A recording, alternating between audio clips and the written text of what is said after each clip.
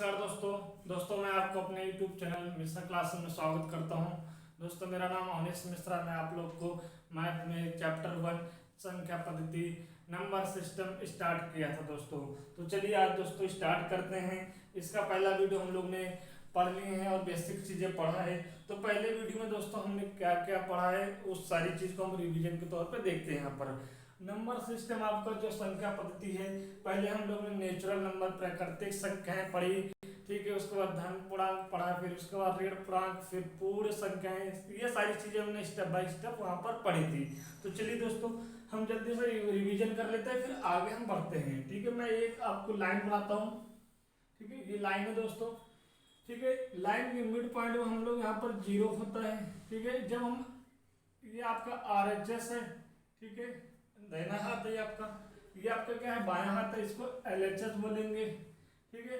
जब कोई आदमी RHS की तरफ जाता है तो वो प्लस काउंट किया जाता है, ठीक है। इधर वाली जितनी भी वैल्यू होंगी सब प्लस काउंट होंगी, और इधर वाली जितनी भी वैल्यू होंगी दोस्तों इधर क्या होंगी माइनस काउंट होंगी। ये आपको यहाँ पर पता है, ठीक है दोस्तों। यहाँ पर हम 0 के बाद क्या आता है, 1 आता है, 0 1 के बाद 2, फिर यहाँ पर 3, फिर 4, फिर डॉट डॉट कहाँ तक, इन्फिनिटी तक, ठीक है। यहां तक मैंने बता दिया है।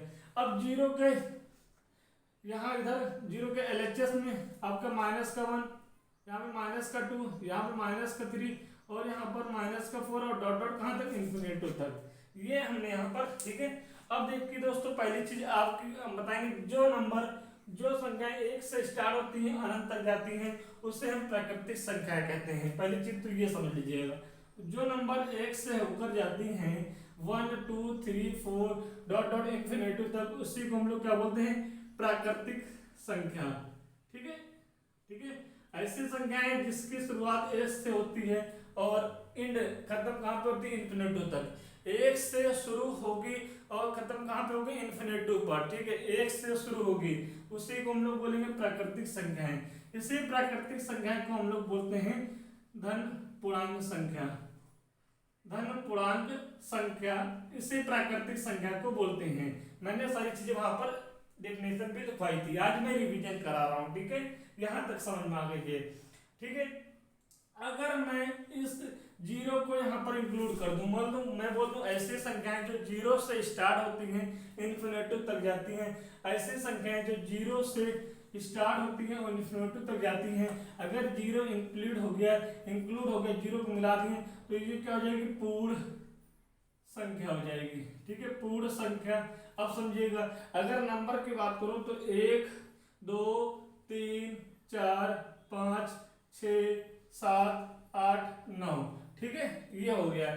और इसके आगे मैं यहाँ पर बोलूंगा 0, तो ये देखिए अगर ये नंबर्स की बात करूं तो नंबर कितने होते हैं, तो आप बोलोगे सर जी 1 से लेकर 9 तक, तो ये आपकी इनकम्प्लीट नंबर हो जाएंगे, ठीक है। क्योंकि 9 के बाद क्या आता है दोस्तों, 10 भी आता है। 10 में डिजिट क्या होती है, 1 और 0 होती है। तो 0 क्या है, 1 से छोटी नंबर है, तो 0 को मैं क्या करूंगा, 1 से पहले लिखूंगा, ठीक है। 1 से पहले लिखूंगा 0 को, 0 क्योंकि छोटी नंबर है, ठीक है। तो 0 से शुरुआत करो, तो ये संख्याएं होती हैं। अगर मैं बोल दूं संख्याएं इतनी बोल दूं तो यहाँ पे इनकम्प्लीट माना जाएगा, कंप्लीट नहीं होगा। तो पूर्ण संख्याएं कब मानी जाएंगे, जो पूरी कंप्लीट संख्याएं। कंप्लीट संख्याएं कब होगी, जब 0 को भी ले आओगे, तो 0 को इंक्लूड करोगे तो पूर्ण संख्याएं होंगी, ठीक है। तो पूर्ण संख्या क्या होती है, वैसी संख्याएं जो आपका 0 से स्टार्ट होती है इन्फिनिटी तक जाती हैं, उसे हम पूर्ण संख्या कहते हैं, ठीक है। अब यहाँ पर देखिएगा -1 -2 -3 -4 और इन्फिनिटी, ठीक है। मतलब ये सारे इन्फिनिटी से लेकर ये सारे नंबर को हम लोग क्या बोलते हैं, ऋण संख्या, ठीक है, ऋण संख्या है। ऐसे नंबर जिसकी शुरुआत इन्फिनिटी से होते हुए कहाँ तक, -1 तक जाएगी, या फिर बोल देंगे -1 से होते हुए, ऐसी संख्या जो -1 से होते हुए इन्फिनिटी तक जाएंगी उसी हम ऋणात्मक संख्याएं या फिर ऋण पूर्णांक संख्याएं कहते हैं, ठीक है। यहाँ तक समझ में आ गया है, ठीक है। प्राकृतिक संख्याएं कोई धन पूर्णांक संख्या कहते हैं, पूर्ण संख्या होल नंबर आपका हो गया, ठीक है। ऋण पूर्णांक संख्याएं आपका इधर हो गई आपकी, ठीक है। और इन सबको ही इस सबको ठीक है हम लोग क्या बोलेंगे, पूर्णांक बोलेंगे। क्या बोलेंगे अगर कोई पूर्णांक बोलते, पूर्णांक क्या होता है तो बोलोगे ऐसी संख्याएं जिनमें प्राकृतिक संख्याएं या धन पूर्णांक संख्याएं, पूर्ण संख्याएं और ऋणात्मक पूर्णांक संख्याएं सामूहिक रूप से मिलाई होती हैं, मिलकर लिखी होती हैं, उसी उन सबको हम लोग क्या बोलते हैं, पूर्णांक बोलते हैं। ठीक है, ये सारी चीजें क्या है, पूर्णांक है। पूर्णांक में सारी प्राकृतिक संख्याएं धन पूर्णांक आएंगी, ठीक है, ए भी आएगा, पूर्ण संख्याएं आएंगी, सारी सारी चीजों को हम लोग क्या बोलेंगे, पूर्णांक बोलेंगे। यहाँ तक क्लियर हो गया दोस्तों, यहाँ तक क्लियर हो गया। फिर अगला टॉपिक हमने पढ़ा था सम संख्या दोस्तों और विषम संख्या पढ़ी थी। क्या पढ़ी थी, इसके बाद सम संख्या और विषम संख्या पढ़ी थी। ठीक है, सम संख्या क्या होती है, ऐसी संख्याएं जो दो से पूरी तरह से विभाजित हो जाए उससे हम सम संख्या कहेंगे। ठीक है, या तो इसका दूसरा दूसरा मतलब अथवा, ठीक है, अगर ऐसी संख्याएं जिसके लास्ट में, हम लोग ने यही पढ़ा, ऐसी संख्याएं जिसके लास्ट में 0, 2, 4, 6, 8, अगर ऐसी संख्याएं जिसके लास्ट में ये डिजिट आ जाती हैं वो क्या हो जाएंगी, सम संख्याएं हो जाएंगी। ठीक है, पहला फॉर्मूला क्या है, ऐसी संख्याएं जो दो से पूरी तरह विभाजित हो जाए, ऐसी संख्याएं जो दो से पूर्णतः विभाजित हो जाए, ठीक है, उसे हम सम संख्या कहेंगे। ठीक है, दूसरा आपका ये आ जाएगा, ऐसी विषम संख्या क्या है, ऐसी संख्याएं जो दो से विभाजित नहीं होती हैं, ऐसी संख्याएं जो दो से विभाजित नहीं होती हैं उसे विषम संख्या कहते हैं। ठीक है, इसका दूसरा तरीका क्या है, ऐसी संख्या जिसके लास्ट में 1, 3, 5, 7, 9 संख्याएं आ जाएं उसे भी विषम संख्या कहते हैं। कैसे भी आपको समझना है। ठीक है, तो यहां तक हो गया था। फिर उसके बाद हमने बोला था भाज्य संख्या क्या होती है, तो हमने बोला था कि ऐसी संख्याएं जो 1 से और स्वयं से, ऐसी संख्याएं जो 1 से और स्वयं से अपने आप से कटने के, विभाजित होने के साथ साथ किसी और नंबर से भी विभाजित होती है उसे हम लोग भाज्य संख्याएं कहते हैं, कंपोजिट नंबर कहते हैं। फिर से समझ लीजिएगा, ऐसी संख्याएं जो 1 से और अपने आप से विभाजित होने के साथ साथ किसी और नंबर से भी पूर्णतः कट जाए, पूर्णतः विभाजित हो जाए, उसे हम लोग क्या बोलेंगे, भाज्य संख्याएं बोलेंगे। ठीक है, मैंने आपको समझाया था। ठीक है, अभाज्य संख्या, अभाज्य संख्या भी हमने समझा दिया था। ऐसे संख्याएं जो 1 से और अपने आप से विभाजित होती हैं और किसी और नंबर से विभाजित नहीं होंगी, ठीक है, वो आपकी क्या हो जाएंगी, अभाज्य संख्याएं हो जाएंगी। इतनी चीजें हम लोग ने पढ़ रखा था। ठीक है दोस्तों, इससे पहले वाली वीडियो में पहले पार्ट में संख्या पद्धति का, नंबर सिस्टम का पार्ट 1 में यही सारी चीजें हमने पढ़ रखी थी। ठीक है, उस समय थोड़ा सा डिस्टर्ब हो गया था, लाइट चली गई थी, अंधेरा होगा बोर्ड को, वहां पर थोड़ा बैड लग रहा होगा, इसलिए मैंने कहा कि हम जब नया क्लास सेकंड वाला वीडियो लेकर आएंगे तो इस सारी चीजों को मैं यहाँ पर क्लियर कर लूंगा। ठीक है, ये सारी छोटी छोटी बातें हैं लेकिन इंपॉर्टेंट है, मतलब शुरू से यहाँ पर पढ़ेंगे सारी चीजें हम लोग। कम से कम आपके मान के चलिए महीना भर ये चैप्टर लगेगा, 1 मंथ लगेगा चैप्टर को समाप्त करने, बहुत सारी चीजें हैं यहाँ पर, तो स्टेप बाय स्टेप हम लोग पढ़ेंगे। तो इतना आप, उम्मीद करता हूँ कि इतना आपने समझ लिया होगा और इतना आपने नोट किया होगा। फिर ठीक है, इसको हम मिटाएंगे, उसके बाद आगे हम चलेंगे।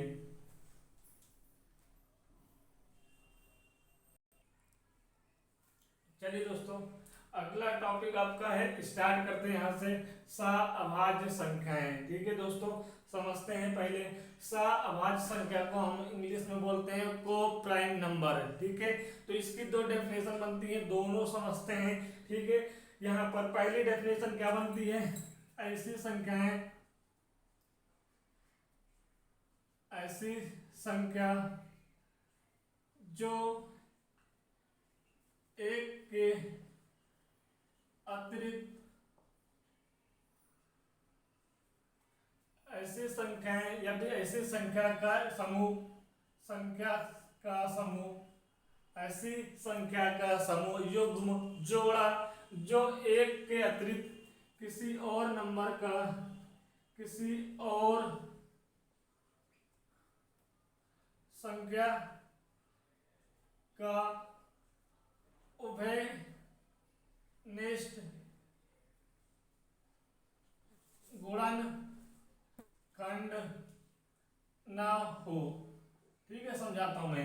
लिखा हुआ है ऐसी संख्या का समूह, ऐसी संख्या का युग्म जो मतलब जिस जो क्या हो एक के अतिरिक्त, मतलब अब उभयनिष्ठ गुणनखंड एक हो सकता है, उभयनिष्ठ गुणनखंड एक हो सकता है, एक के अलावा किसी भी और नंबर का उभयनिष्ठ गुणनखंड नहीं होगा। ठीक है दोस्तों, उससे हम लोग क्या बोलेंगे यहाँ पर अभाज्य संख्या बोलेंगे। ठीक है दोस्तों, ऐसी संख्याएं जिनके एक मतलब उभयनिष्ठ गुणनखंड एक हो सकता है, एक के अलावा कोई भी और उभयनिष्ठ गुणनखंड नहीं हो सकता है। उभयनिष्ठ गुणनखंड मतलब आप समझ लीजिएगा जैसे मैं 2 और 5 का लिखूं, 2 और 5 का।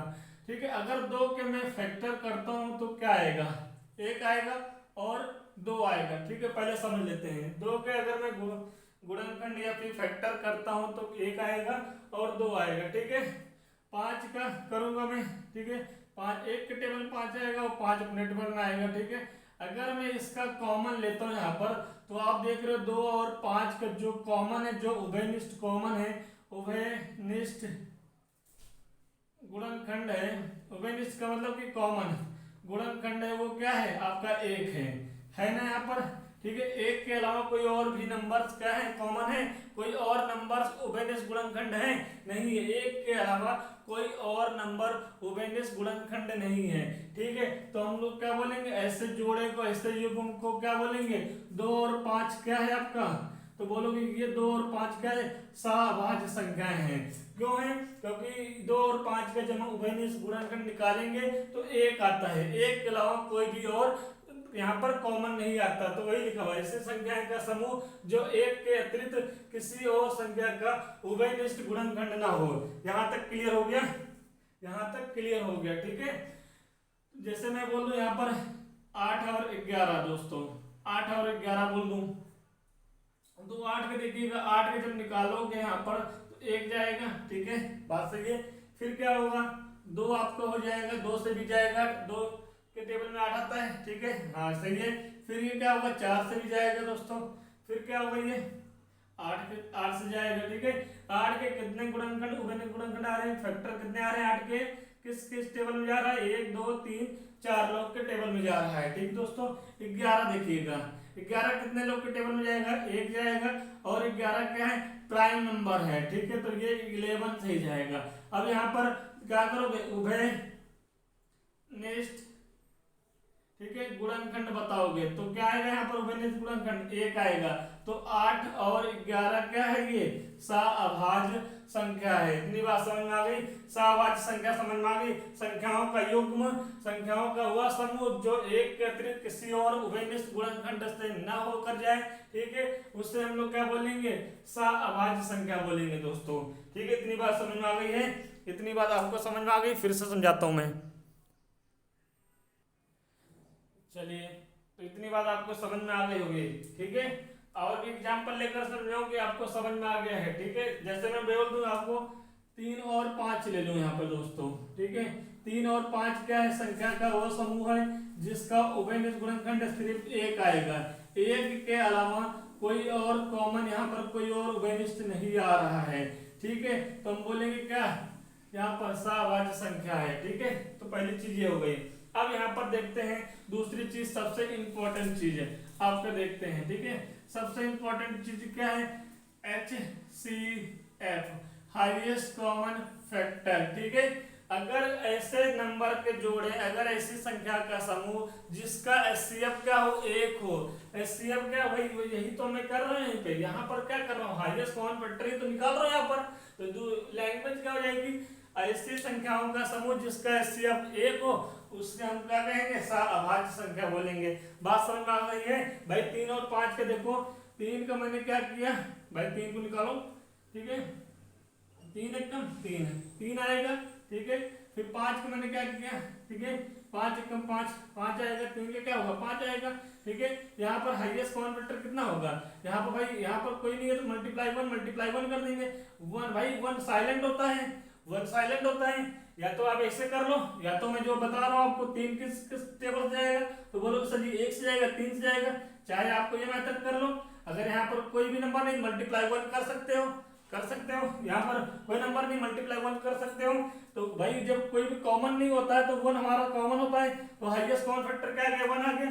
चाहे तो आप ऐसे कर लो, 1 जाएगा और 5 जाएगा। यहाँ पर भी हाईएस्ट कॉमन फैक्टर लो, जो दोनों में कॉमन आता है वही आपका क्या होगा, हाईएस्ट कॉमन फैक्टर होगा।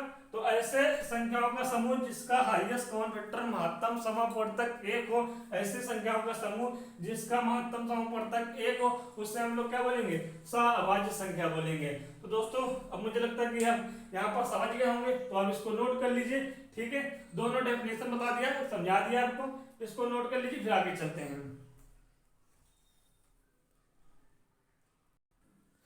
चलिए दोस्तों, अगला टॉपिक छोटा सा परमेय संख्या है। अब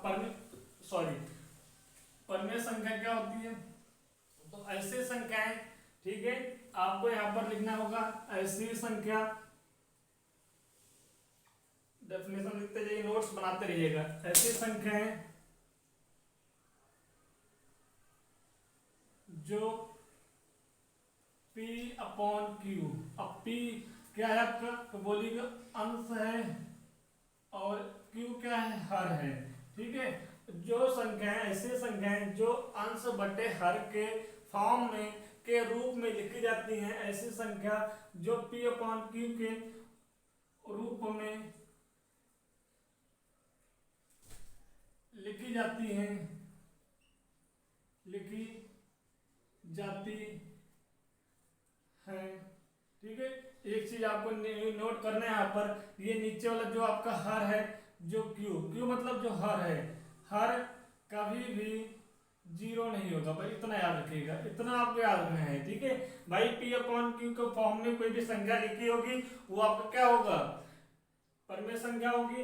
लेकिन एक चीज आपको याद रखना है, जो हर है, जो नीचे वाले नंबर से हर है, वो हर कभी भी 0 नहीं होगा। अगर नीचे कोई 0 आ गया तो वो परमेय संख्या नहीं कहलाएगी। ठीक है, तो ये आपकी क्या होगा डेफिनेशन, ऐसी संख्या जो P अपॉन Q के फॉर्म में लिखी जाती हैं उससे हम लोग क्या बोलते हैं, परमेय संख्या बोलते हैं। ठीक है, यहाँ पर समझ में आ गया। ठीक है, अब देखिए अगर मैं बोल दूं यहाँ पर 3 अपॉन 5, ठीक है, ये क्या हो जाएगी, परमेय संख्या होगी, रूल फॉलो कर रही। P अपॉन Q के फॉर्म में लिखी हुई है, अंश अपॉन हर के फॉर्म में लिखी हुई है यहाँ पर, और हर जो है वो 0 नहीं है, 5 है, तो 3/5 क्या हो जाएगा, परमेय संख्या हो जाएगी। ठीक है, माइनस का 3 अपॉन 4 क्या हो जाएगी, परमेय संख्या हो जाएगी। ठीक है, 3 अपॉन 4 क्या हो जाएगी, माइनस का, ये भी परमेय संख्या होगी। ठीक है, मैं अगर बोल दूं 3 क्या परमेय संख्या है, तो हाँ भाई यहाँ पर परमेय संख्या होगी, क्योंकि अगर कोई भी नंबर अगर सिंगल लिखा हुआ है तो हम लोग क्या बोलेंगे, बट्टे 1 कर सकते हैं, हाँ 1 कर सकते हैं भाई। 3/1 को हम 3 भी बोलते हैं और 3/1 भी बोलते हैं, कोई भी डिफरेंस नहीं है। चाहे आप 10 लिखो, चाहे आप 10/1 लिखो, दोनों एक ही चीज है। ठीक है दोस्तों, बस खाली वहां पर, वहां यहाँ पर क्या है, 1 साइलेंट है, यहाँ पर मैंने दिखा दिया है। तो देखो यहाँ पर 3/1 क्या है, P अपॉन Q के फॉर्म में लिखी जा चुकी है, P अपॉन Q के फॉर्म में ये लिखी हुई है। तो ये 3/1 या 3 परमेय संख्या है, मतलब कोई भी नंबर होंगी 3, 4, 5, 6, 100, आपका 200, 300, वो सारी चीजें क्या होंगी, परमेय संख्या होंगी। ठीक है भाई, 1 परमेय संख्या, 2 परमेय संख्या, 3 परमेय संख्या, 4 परमेय संख्या, 5 डॉट डॉट कहां तक, इन्फिनिटी तक जा सकते हैं। ये सारी क्या है, परमेय संख्या। भाई बट्टे 1 लगा दो, बट्टे 1 लगा दो, बट्टे 1 लगा दो, तो ये सारी क्या है, परमेय संख्या है। ठीक है, मतलब ऐसा नहीं कि परमेय संख्या वही होती है जो 3/4/5, 10/17, ये सारी परमेय संख्या होती है, ये परमेय संख्या नहीं होती है। नहीं, परमेय संख्या ये भी होती है, बट्टे 1 लगा दो, क्योंकि हर कभी भी 0 नहीं होगा। तो यहाँ कहीं पर हर 0 आ रहा है, नहीं आ रहा है, 1 आ रहा है, तो ये भी नंबर्स क्या होंगी, परमेय संख्याएं होंगी। ठीक है, यहाँ तक क्लियर हो गया। परमेय संख्या क्या होती है, जो P अपॉन Q के फॉर्म में लिखा जाए और Q कभी भी क्या हो, 0 ना हो। ठीक है, तो वो सारी संख्या क्या होंगी, परमेय संख्याएं होंगी। ठीक है, यहाँ तक। हाँ, अगर आपसे कोई पूछ ले 3/0, ठीक है, कोई पूछ ले 0/10, अब बताओ इन दोनों में परमेय संख्या कौन सी है। ठीक है, तो आप यहाँ पर बोलोगे परमेय संख्या ये है, ये परमेय संख्या है। ठीक है, 0/10 दिस इज परमेय संख्या है। ठीक है, ये परमेय संख्या है, ये परमेय संख्या नहीं है, क्योंकि Q कभी भी 0 नहीं होगा। यहाँ पर Q क्या है, यहाँ पर हर क्या है, हर या Q क्या है, 0 हो गया, तो ये परमेय संख्या नहीं है। यहाँ पर सिर्फ क्यू की बात हुई है। पी कुछ भी हो, पी के लिए हम नहीं, पी कुछ भी हो, क्यू जीरो नहीं होना चाहिए बस। तो क्यू यहाँ पर जीरो है क्या, हमारा पी जीरो है, क्यों हमारा जीरो नहीं है, तो ये क्या है, ये परमेय संख्या है, ये परमेय संख्या नहीं है। अब मुझे उम्मीद है कि आप समझ गए होंगे ये सारी चीजें, ये समझ गए होंगे, तो इसको नोट कर लो, फिर हम लोग पढ़ेंगे अपरमेय संख्याएं।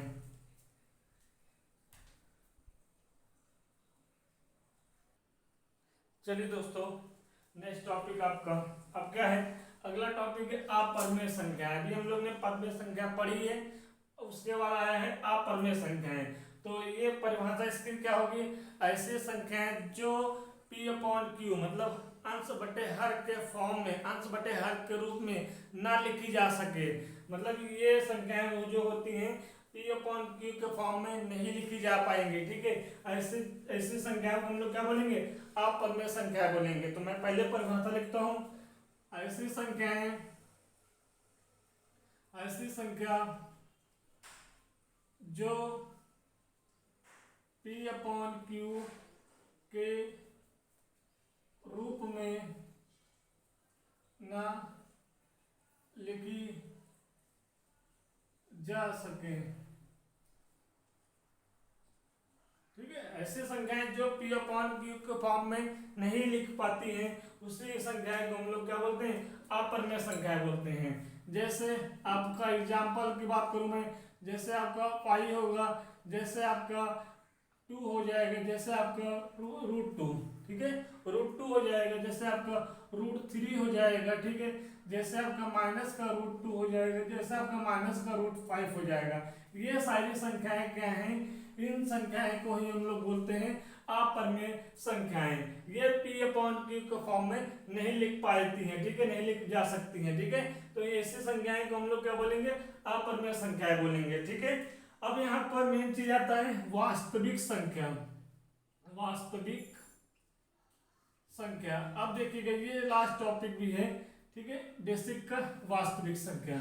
वास्तविक संख्या क्या होती है, अब समझिएगा मेरी बात को।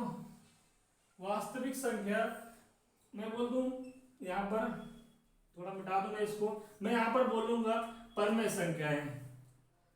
परमेय संख्या यहां लिखूंगा अपरमेय संख्या, परमेय संख्या और अपरमेय संख्या। वास्तविक संख्या कैसे कहते हैं, और जो संख्याएं मतलब ऐसे ऐसे जोड़े, मतलब परमेय संख्या और अपरमेय संख्या का मिलन, मतलब समूह रूप से परमेय संख्या और अपरमेय संख्या को ही क्या बोलते हैं, आपको वास्तविक संख्या। मतलब इनको परमेय संख्या प्लस अपरमेय संख्या, परमेय संख्या और अपरमेय संख्या को जब मिला देते हो तो इन दोनों का जो समूह तैयार होता है, जो समूह तैयार होता है उससे क्या बोलते हैं, यहाँ पर वास्तविक संख्या बोलते हैं। अगर मैं बोल दूं वास्तविक संख्या सारी होती है, अब देखिएगा परमेय संख्या क्या होती है, तो बोलोगे सर एक लंबा लाइन बनाएंगे, तो बोलोगे यहाँ पर ये 0 है, ये आपका 1 2 3 4, ठीक है, इन्फिनिटी तक, माइनस का 1 माइनस का 2 माइनस का 3 माइनस का 4 इन्फिनिटी तक, ठीक है भाई। अगर 1 है तो 1/1, 1 साइन क्या है, नीचे 1 साइलेंट है, अभी हमने आपको बताया है। तो 1 क्या है, परमेय संख्या है। 2 क्या है, 2 भी एक परमेय संख्या, 3 क्या है, परमेय संख्या। मतलब प्राकृतिक संख्याएं, जो प्राकृतिक संख्या है, प्राकृतिक संख्या या फिर धन पूर्णांक संख्या जो है, ठीक है, वो भी परमेय संख्या है। पूर्ण संख्याएं, पूर्ण संख्याएं क्या है भाई, 0 है, 0 है, 0 के बट्टे में 1 लिख सकते हैं भाई, 0 ऊपर है, 0 लिखा हुआ है, अब बट्टे में 1 लिख सकते हैं। 1 क्या है, साइलेंट है, कोई भी नंबर लिखा हो, 0 लिखा हो, 10 लिखा हो, 11 लिखा हो, तो बट्टे में 1, बट्टे में 1, बट्टे में 1 लिख सकते हैं, क्योंकि 1 से जब भाग करोगे 0 को तो 1 0 जब 0, तो आंसर कितना है, 0 ही आता है। मतलब 1 लिखने पर कोई भी नंबर में कोई भी परिवर्तन नहीं होता है, ठीक है। तो यहाँ पर प्राकृतिक संख्याएं, धन पूर्णांक संख्याएं परमेय संख्या कहलाती हैं, ठीक है। 0 मतलब 0 जब इंक्लूड कर दो वो पूर्ण संख्याएं, ठीक है, धन परमेय संख्या कहलाती है। अब यहाँ पर माइनस का 1 है, बट्टे 1 कर दो, माइनस का 4 है, बट्टे 1 कर दो, तो ये भी क्या होंगी, ये भी क्या होंगी, ये भी आपकी यहाँ पर ऋण संख्या, ठीक है, ऋण संख्याएं भी क्या होंगी, परमेय संख्या होंगी। ठीक है, तो यहाँ पर और ये पूरा जो आप देख रहे थे ये पूरा क्या था, पूर्णांक। ठीक है, पूर्णांक पूर्णांक क्या है, परमेय संख्या है। समझ गए, परमेय संख्या के अंदर मैं बोल दूं परमेय संख्या के अंदर, ठीक है, परमेय संख्या के अंदर पूर्णांक आता है। ठीक है, पूर्णांक के अंदर 3 लोग आते हैं आपके। ठीक है, यहाँ पर धन, अब शॉर्ट में लिखूंगा, प्राकृतिक संख्याएं, ये पूर्ण संख्याएं, ये ऋण संख्याएं। ठीक है, ये हो गई। तो इस पूरे पिक्चर को हम लोग क्या बोलते हैं, परमेय संख्याएं बोलते हैं। अब परमेय संख्याएं क्या होती हैं, जो पी अपॉन क्यू को फॉर्म में लिखी नहीं जाती है, जैसे पाई, जो नंबर बच जाते हैं, जो नंबर बच जाते हैं, ठीक है, वो आपके क्या जाते हैं, अपरमेय संख्या हो जाती है। ठीक है, दुनिया के सारे नंबर इधर आ गए, जो नंबर बच गए वो यहाँ पर आ गए। ठीक है, लेकिन इस पूरे भाई साहब को, इस पूरे को वास्तविक संख्या, मतलब वास्तविक संख्या में सब कुछ आ जाता है। मतलब कि 1 हो गया, -1 हो गया, 0 हो गया, √5 आ गया, √3 आ गया। ठीक है, 0.1 आ गया, 10 बच्चे 0 आ गया, सब कुछ क्या होगा, इसके अंदर आ जाएगा। ठीक है, इसके अंदर आ जाएगा। तो समझ गए वास्तविक संख्या क्या होता है, सबका एक, मतलब ये समझ लीजिए मुखिया है और ये सब परिवार है। ठीक है, मुखिया कौन है, वास्तविक संख्या है। अब समझ में आ गया होगा। ठीक है, यहां तक समझ में आ गया होगा। वास्तविक संख्या बेसिक फॉर्मूला क्या होता है, ऐसे नंबर, मतलब परमेय संख्या ऐसे लिखेंगे, परमेय संख्या और अपरमेय संख्या को मिलाकर वास्तविक संख्या बनाई जाती है। परमेय संख्या और अपरमेय संख्या को मिलाकर वास्तविक संख्या का निर्माण होता है। ठीक है, तो मुझे उम्मीद है कि आपको ये सारी चीजें समझ में आ गई होंगी। ठीक है, आगे फिर हम चलते हैं, इसको यहाँ पर नोट कर लीजिए। ठीक है, बढ़िया, अच्छे से फिर आगे चलें। आपको दिख भी नहीं रहा होगा, ठीक है, नहीं दिख रहा है आपको, सारी चीजें दिख रही हैं। ठीक है, इसको नोट कर लीजिए। चलिए अगला छोटा टॉपिक है। अब इसके बाद हम लोग पढ़ेंगे क्रमागत पूर्णांक। ठीक है दोस्तों, तो पहले हम लोग परिभाषा लिखेंगे, फिर समझाने का प्रयास करेंगे। क्रमागत पूर्णांक मतलब क्रम से आने वाले पूर्णांक को हम लोग क्या बोलते हैं, ठीक है, क्रमागत पूर्णांक बोलते हैं। ठीक है, मैं यहाँ पे लिखूंगा क्रम से आने वाले, क्रम से आने वाले पूर्णांक को क्रमागत पूर्णांक कहते हैं। क्रमागत पूर्णांक कहते हैं। ठीक है दोस्तों, अभी सारी चीजें हम लोग ने पढ़ ली है। अब क्रमागत मतलब वो कहता है, क्रमागत का मतलब होता है क्रम से आने वाली, ठीक, लगातार आने वाली। ठीक है, पूर्णांक का मतलब क्या होता है, पूर्णांक का मतलब होता है जो आपकी ऋण संख्या होती है, ऋण, जो आपका शून्य होता है, जो आपका क्या होता है, धन या प्राकृतिक संख्या होती है। ठीक है, ठीक है, लगातार आने। अगर मैं बोल दूं कि 11, 12 और 11, 12, 13, ठीक है, मैं बोल दूं यहाँ पर 11, 12, 13, तो ये क्या है, 11, 12 और 13 बोल दूं, तो ये क्या है, क्रमागत पूर्णांक है, क्योंकि 11, 12, 13 मतलब लगातार आ रही हैं। ठीक है, मैं बोल दूं -1, -2, -3, ये भी क्या है, लगातार आ रही हैं। इसको लिखने का सही तरीका क्या है, -1, -2, -3।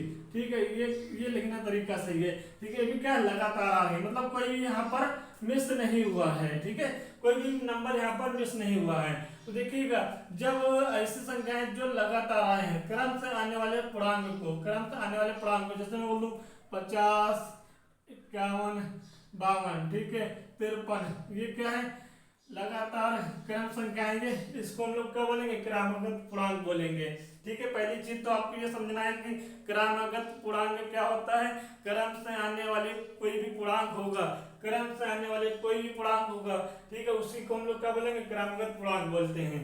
ठीक है, ये आप समझ गए होंगे। लेकिन एक चीज आप देखेंगे, जो क्रमागत पूर्णांक होते हैं वो दो नंबरों के बीच कितना अंतर होता है, दो नंबरों के बीच में कितने का अंतर होता है। तो क्रमागत पूर्णांक में दो नंबरों के बीच एक का अंतर हो, दो नंबरों के बीच, दो संख्या के बीच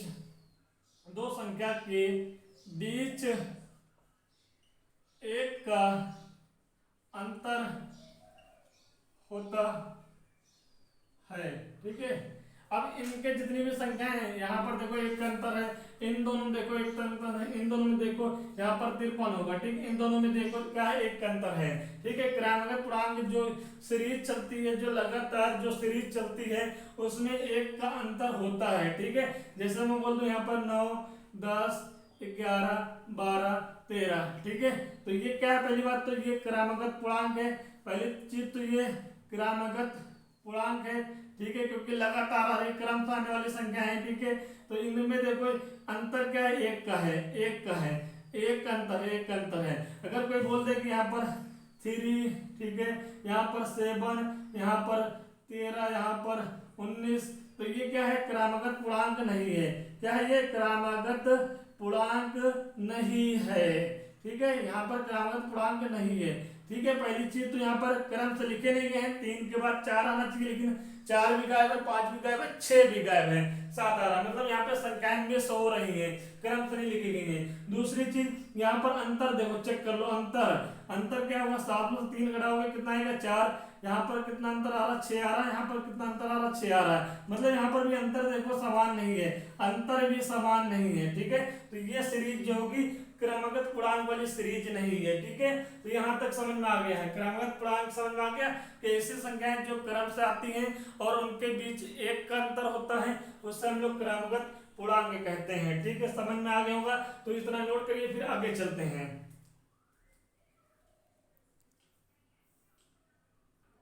चलिए, ठीक है, तो मैंने डेफिनेशन देख लिया, मैंने एग्जाम्पल के थ्रू मैंने परिभाषा को समझ लिया, क्रमागत पूर्णांक क्या होती हैं, ठीक है दोस्तों। अगर मैं यहाँ पर बोलूँ, पहले एग्जाम्पल क्या है, अगर मैं बोल दूँ ये 15, ठीक है, 16, 17 और 18, ठीक है दोस्तों, ये मैंने दिया हुआ है, ये पहला T1 है, ये T2 है, ये T3 है, ये T4 है, ठीक है। पहला टर्म क्या है, 15 है, दूसरा टर्म क्या है, दूसरी संख्या क्या है, 16 है, तीसरी संख्या क्या है, 17 है, चौथी संख्या क्या है, यहाँ पर 18 है। अगर ये तो आपके समझ में आ गया कि क्रमागत पूर्णांक है, लगातार आ रही हैं और इनके बीच अंतर क्या है, यहाँ पर एक है, ठीक है। और उस जो अंतर है उसको हम लोग बोलते हैं सार्व अंतर, ठीक है, सार्व अंतर। जब हम लोग एपी पढ़ते हैं, ठीक है, हाई स्कूल चैप्टर में है, आपका अलजेब्रा में है एपी, ठीक है। अब यहाँ पर जब समांतर सीरीज पढ़ते हैं, समांतर श्रेणी पढ़ते हैं, तब उसमें आता है, ठीक है। जो दो नंबरों का अंतर निकालते हैं, अंतर हमेशा किससे निकाला जाता है, दूसरे पर T2 माइनस T1 से निकाला जाता है, ठीक है। T2 मतलब कि दूसरी संख्या 16 और पहली संख्या क्या है, 15 है। हमेशा पीछे वाले को आगे लिखेंगे और आगे वाले को पीछे लिखेंगे, अंतर कितना आ रहा है, एक आ रहा है, हमेशा ऐसे ही निकालते हैं, ठीक है। अगर पेपर में आ जाए, पेपर में आ जाए कि, ठीक है, आने वाली लगातार 4 संख्याओं, आने वाली लगातार मतलब कि क्रमगत, ठीक है, पूर्णांक, आने वाली लगातार 4 क्रमगत पूर्णांक का योग कितना है, 15 है, ठीक है। ऐसे क्वेश्चंस बनते हैं, तो वहां पर हम लोग क्या करेंगे, यहाँ पर अगर बोल दें कि प्रथम, ये प्रथम नहीं है, ठीक है, हम सीधा सीधा बोलते हैं कि क्रमागत पूर्णांक 4 लिखिए, 4 क्रमागत पूर्णांक लिखिए। अब यहाँ पर 4 क्रमागत पूर्णांक लिखना है दोस्तों, तो हम कैसे लिखेंगे यहाँ पर, ठीक है। अगर यहाँ पर भाई 4 लिखना है, कौन सा 4 लिखना है ये पता नहीं है कि पहले से 4 लिखना है कि 20 से 4 लिखना है कि 50 के बाद 4 लिखना है, ऐसा कुछ भी नहीं बोल रहे हैं। 4 क्रमागत पूर्णांक लिखो, ठीक है। 4 क्रमागत पूर्णांक कहाँ से लिखे मुझे कुछ भी नहीं पता है, तो मैं क्या करूंगा, माना फर्स्ट क्रमागत पूर्णांक x मान लेते हैं दोस्तों, ठीक है, x मान लेते हैं। अगर मैं इसकी तरफ समझाऊं, 15, 16, 17 और 18, ठीक है। पहला मैंने 15 है, अब दूसरा जो आया है, सेकंड वाला जो नंबर आया है, वो 15 में +1 हुआ तभी तो आया है, कितना आया, 16। 16 कैसा है, 15 में एक जोड़ा है तभी तो आया है। अब 16 है, 16 में एक जोड़ोगे तो तभी तो तीसरा नंबर मिलेगा। तो अगर आपने पहली संख्या, पहली क्रमागत पूर्णांक x मान लिया है, तो दूसरी कितनी आ जाएगी, दूसरी कितनी आ जाएगी, दूसरी सेकंड क्रमागत पूर्णांक कितनी आ जाएगी, तो बोलोगे सर x + 1 आ जाएगी, ठीक है। तीसरी कितनी आ जाएगी, तीसरी थर्ड वाली। अब थर्ड वाली कैसे निकालोगे, पहली अब अगर आपने x माना है मतलब 15 ये, ठीक है। जब आप एक स्टेप आगे बढ़े तो +1 किए, फिर दूसरा स्टेप आगे बढ़े तो दोस्तों +2 किए, तीसरा स्टेप आगे बढ़े तो +3 किए। मतलब कि फर्स्ट वाले में ही देखेंगे, फर्स्ट 15 है, 15 के बाद 16 लिखा तो +1 कर दिए, ठीक है। उसके बाद फिर सेकंड में गए तो +2 कर दिए 17 में, फिर क्या हुआ थर्ड में गए तो +3 कर दिए, ठीक है। तो यहाँ पर है और लगातार लिख रहे हैं, ठीक है। तो थर्ड वाली क्या हो जाएगी, तो बोलोगे सर जी x में 2 ऐड कर देंगे, ठीक है। फोर्थ वाली क्या हो जाएगी, फोर्थ क्रमागत पूर्णांक कितनी जाएगी, x+3 हो जाएगी, ठीक है दोस्तों। यहाँ पर मतलब क्या हो जाएगी, x तो जाएगा x+1, x+2, x+3, x+4, x+5, ठीक है। ये जो सीरीज लिख जा रही है, ये सीरीज क्या है, यही सीरीज क्या है, क्रमागत पूर्णांक है, ठीक है। अभी अब देखो यहाँ पर किसी भी 2 नंबर का हम सार्वंतर, किसी भी 2 नंबर का हम डिफरेंस निकाल लें, अंतर निकाल लें, तो एक का ही आएगा, चाहे तो इन दोनों में निकाल लो, चाहे तो इन दोनों का, चाहे तो इन दोनों का, चाहे तो इन दोनों, किसी भी 2 नंबर का हम निकाल लेंगे, अंतर तो हमारा क्या होगा, एक आएगा, ठीक है। तो ये हो गई क्रमागत पूर्णांक है। तो अब समझ में आ गया होगा। तो मैं इसको मिटा देता हूं, इसको मैं यहां पर मिटा देता हूं दोस्तों।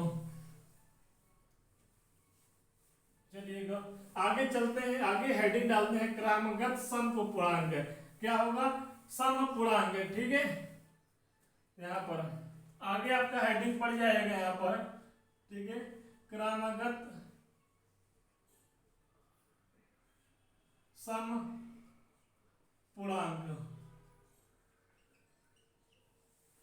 ठीक है। अब देखिएगा यहाँ पर क्या लिखा हुआ है, सम लिखा हुआ है।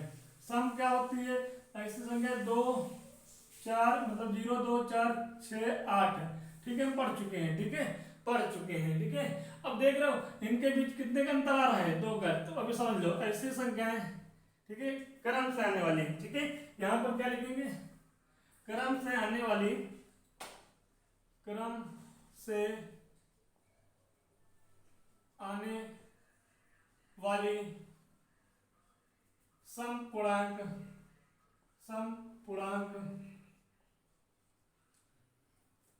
क्रमागत समपूर्णांक कहलाते हैं। क्रम से आने वाली जितनी भी संख्याएं हैं समपूर्णांक हो, ठीक है, समपूर्णांक वे क्या हो जाती है, क्रमागत समपूर्णांक कहलाती है, ठीक है। क्रम से आने वाली समपूर्णांक को ही हम लोग क्या बोलते हैं, क्रमागत समपूर्णांक कहते हैं, ठीक है। अब जैसे 12, जैसे 14, जैसे 16, ठीक है, ये क्या है, यहाँ पर लगातार आ रहा है, 12 भी सम है, 12 बार 14 भी आ रहा है, 16 भी आ रहा है, ठीक है।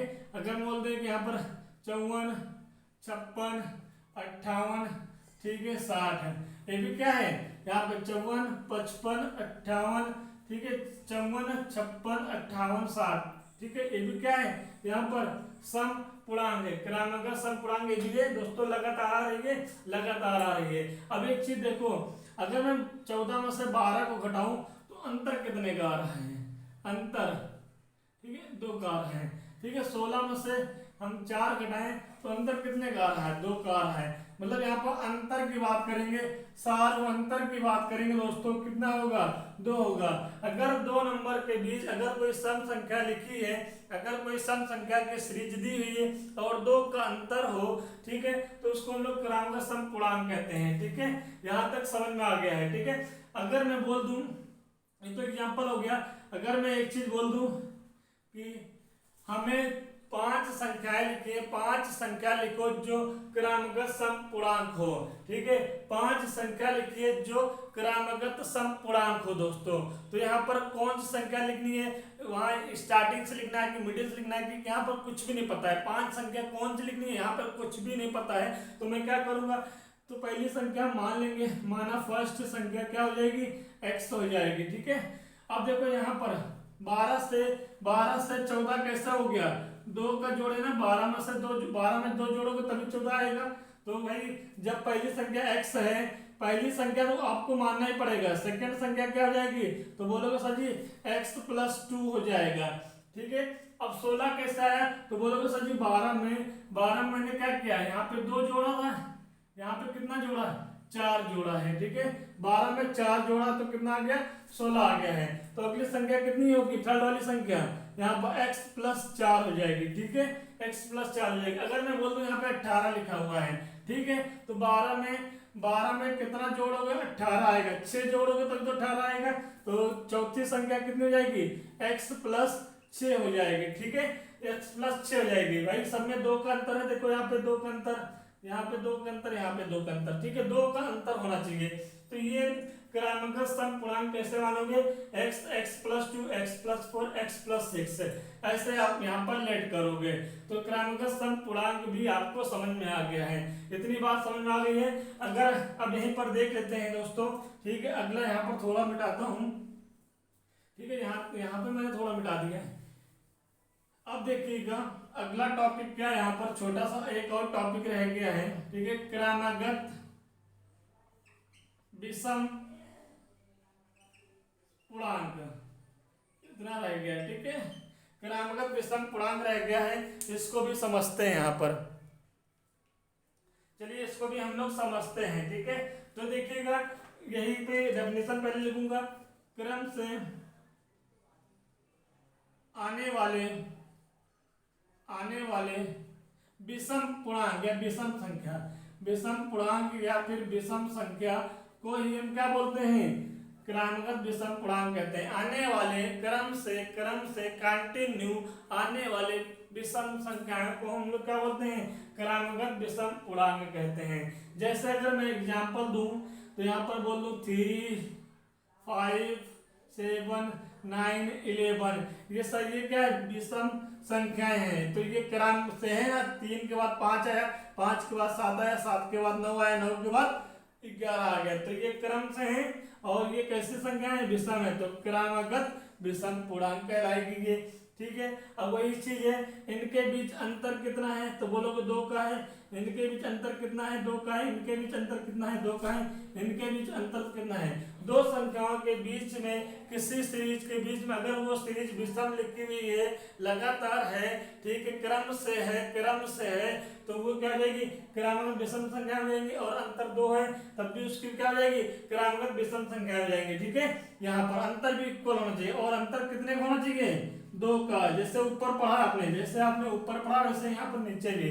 तो यहाँ पर अगर कोई बोल दे नोट करके वो लिख लो यहाँ पर, अगर मैं बोल दूं कि आने वाले 4 क्रमागत विषम संख्याएं आप लेट करो, तो पहली संख्या क्या होगी, x होगी, ठीक है, दूसरी संख्या क्या हो जाएगी, x प्लस यहाँ पे क्या हो जाएगी, ठीक है, पहली संख्या कितनी है, 2 है, पहली संख्या कितनी है, x है, दूसरी संख्या बताओ जल्दी कितनी होगी, बताओ जल्दी भाई, ठीक है। जैसे आपने ऊपर देखा है दोस्तों, यहाँ पर अंतर ऊपर कितने का था, 2 का था, ठीक है, आप कंफ्यूज नहीं होइएगा, यहाँ पर क्या था, x plus 2, x plus 4, x plus 6, ठीक है, वैसे यहाँ पर भी होगा भाई अंतर। भाई अगर मान लो ये 3 है तो अगली संख्या 5 होनी चाहिए, 3 में क्या करोगे, 2 जोड़ोगे, तो 2 जोड़ दिए, ठीक है। यहाँ पर 3 है, अगली संख्या 4 होनी चाहिए, तो 3 में क्या जोड़ोगे, 4 जोड़ दोगे, तो आगे इससे बनती जाएंगी,